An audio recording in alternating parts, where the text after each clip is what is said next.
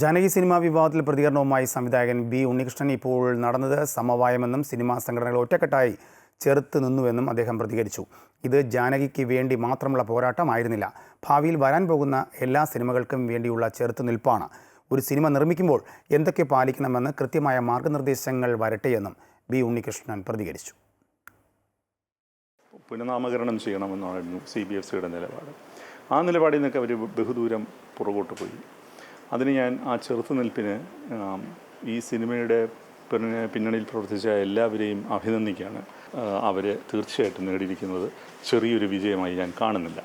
ഇതൊരു സിനിമയ്ക്ക് വേണ്ടിയുള്ള പോരാട്ടമല്ല, ഇത് ഇനിയും സംഭവിക്കും. വേണ്ടത് ദീർഘകാല അടിസ്ഥാനത്തിലുള്ള ഒരു സൊല്യൂഷനാണ്. ഇതിനകത്തെ റൂൾസ് ആൻഡ് റെഗുലേഷൻസിൻ്റെ പൊളിച്ചെഴുത്ത് മാത്രമല്ല, വളരെ സെൻസിബിലിറ്റിയുള്ള ഒരു കമ്മിറ്റിയും കോൺസ്റ്റിറ്റ്യൂട്ട് ചെയ്യപ്പെടണം. ഇനി നെയിമിങ്ങിന് അങ്ങനെ ഒരു ഗൈഡ് ലൈൻ ഉണ്ടോ? വളരെ വിശദമായ ചർച്ചകൾക്ക് ശേഷം അങ്ങനെ ഒരു ഗൈഡ് ലൈൻ ഉണ്ടാക്കട്ടെ, ഞങ്ങളും അതിനകത്ത് ഭാഗഭാക്കാവാം. Well defined rules and regulations and 100% transparency, ഇതാണ് നമുക്ക് വേണ്ടത്. നാളെ ഞാനൊരു സിനിമയായിട്ട് പോകുമ്പോൾ, സ്ക്രീനിങ്ങിന് പോകുമ്പോൾ വാട്ട് ടു എക്സ്പെക്റ്റ് എന്നുള്ളത് ഞാൻ അവെയർ ആയിരിക്കണം.